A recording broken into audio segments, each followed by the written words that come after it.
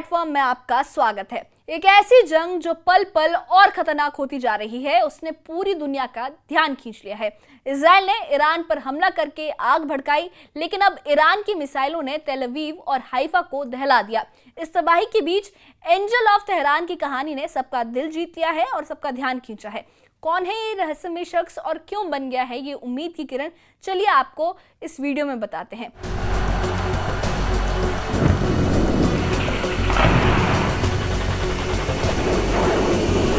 Israel और Iran के बीच दुश्मनी कोई नई बात नहीं है। ये दोनों देश सालों से एक दूसरे के खिलाफ खड़े हैं, लेकिन 13 जून 2025 को इजराइल ने ऑपरेशन राइजिंग लाइन शुरू किया, जिसमें 200 से ज्यादा फाइटर जेट्स ने ईरान के परमाणु ठिकानों, तेल डिपो और सैन्य अड्डों पर हमला किया। इजराइल के प्रधानमंत्री बेंजामिन नेतन्याहू का कहना है कि ईरान परमाणु हथियार बना रहा है, जो इजराइल और दुनिया के लिए खतरा है। लेकिन ईरान ने इस बार चुप बैठने की बजाय जोरदार पलटवार किया। ईरान के supreme leader Ayatollah Ali Khamenei ने ऑपरेशन ट्रू प्रॉमिस 3 शुरू किया, जिसमें इजराइल के बड़े बड़े शहरों और सैन्य ठिकानों पर मिसाइलें और ड्रोन दागे गए। तेल Aviv, Haifa, Ben Gurion airport और डिमोना परमाणु अड्डा जैसे खास ठिकाने अब ईरान की मिसाइलों की जद में हैं। पिछले 100 घंटों में ईरान ने इजराइल पर 300 से ज्यादा हमले किए। तेल अवीव में एक अपार्टमेंट ब्लॉक पर मिसाइल गिरने से 10 लोग घायल हो गए।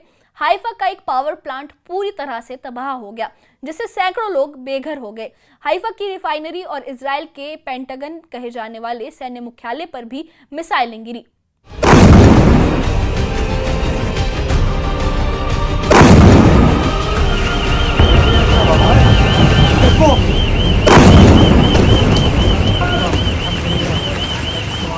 ईरान की मिसाइलों ने इजराइल के उन ठिकानों को निशाना बनाया जो उसकी सुरक्षा और अर्थव्यवस्था के लिए सबसे जरूरी है।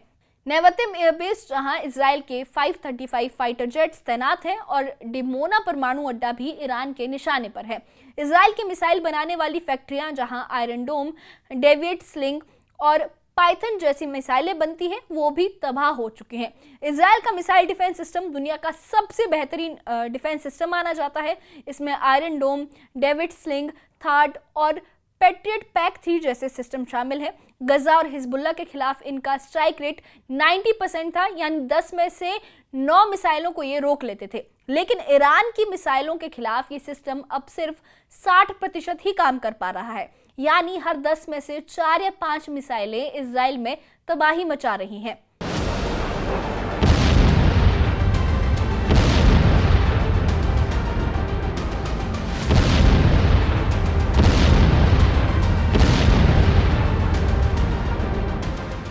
पश्चिमी मीडिया की रिपोर्ट्स कहती हैं कि ईरान की नई हाइपरसोनिक मिसाइलें जैसे फतह, हज कासिम और खैबर शिकन इजराइल के रडार को चकमा दे रही हैं। इन मिसाइलों की रेंज 1400 से लेकर 2000 किलोमीटर है, जो इजराइल के हर कोने को निशाना बना सकती हैं। ईरान की मिसाइल ताकत की बात करें तो ईरान ने पिछले कुछ सालों में अपनी मिसाइल ताकत को जबरदस्त बढ़ाया है। उसके पास कई खतरनाक मिसाइलें हैं, जैसे खुर्रम शहर, जिसकी रेंज 2000 से 3000 किलोमीटर की है, शहाब 3 जिसकी 1600 से लेकर 2000 किलोमीटर तक की रेंज है, सेंजिल जिसकी 2000 किलोमीटर की रेंज है, गदीर और इमाद 1800 किलोमीटर की रेंज रखती हैं। फतह, हज कासिम और खैबर शिकिन ये 1400 से लेकर 1500 किलोमीटर की रेंज रखती हैं। ये मिसाइलें तेज हैं और रडार को धोखा देने में भी माहिर हैं। खामनेई ने साफ कह दिया है कि वो अपने कमांडरों और वैज्ञानिकों की हत्या का 100% बदला लेंगे। ऑपरेशन ट्रू प्रॉमिस 3 के तहत ईरान ने इजराइल के 25,000 ठिकानों पर हमले किए, जिसमें सैन्य अड्डे और परमाणु ठिकाने शामिल हैं। इजराइल के हमलों ने ईरान की राजधानी तेहरान को भी नहीं बख्शा।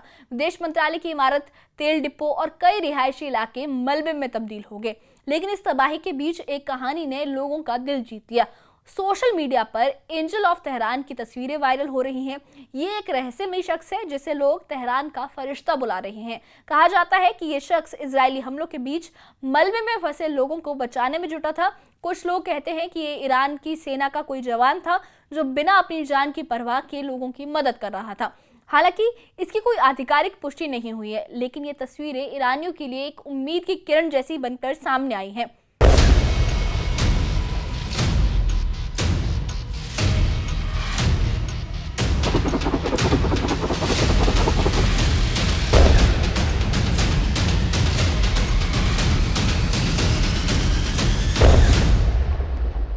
इस युद्ध ने पूरी दुनिया को दो हिस्सों में बांट दिया है।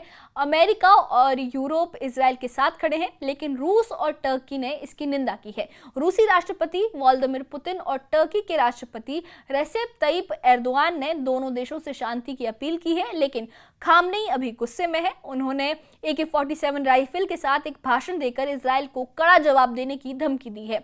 ईरान ने परमाणु अपसार संधि NPT से हटने का ऐलान किया है, जिसका मतलब है कि वो अब खुलकर परमाणु हथियार बना सकता है। अगर ऐसा हुआ तो खाड़ी देशों में परमाणु हथियारों की होड़ शुरू हो सकती है। इस युद्ध का असर सिर्फ इजराइल और ईरान तक सीमित नहीं है। ईरान के जो तेल डिपो पर हमले से तेल की कीमतें भी बढ़ सकती हैं, जिसका असर भारत जैसे देशों पर पड़ेगा। पेट्रोल, डीजल और रोजमर्रा की चीजों के दाम बढ़ सकते हैं। अगर ये युद्ध परमाणु जंग में बदला तो पश्चिम एशिया में अस्थिरता और बढ़ेगी। ये थी इजराइल और ईरान के बीच चल रहे भयानक युद्ध की कहानी। इजराइल की बमबारी और ईरान की मिसाइलों ने दोनों देशों को जंग का मैदान बना दिया है। एंजल ऑफ तेहरान की कहानी भले ही लोगों को हौसला दे रही हो, लेकिन इस युद्ध का कोई विजेता नहीं होगा।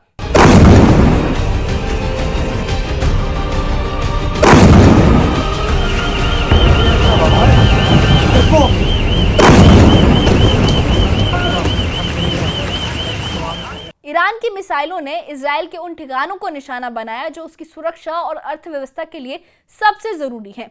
नेवतिम एयरबेस, जहां इजराइल के 535 फाइटर जेट्स तैनात हैं, और डिमोना परमाणु अड्डा भी ईरान के निशाने पर है।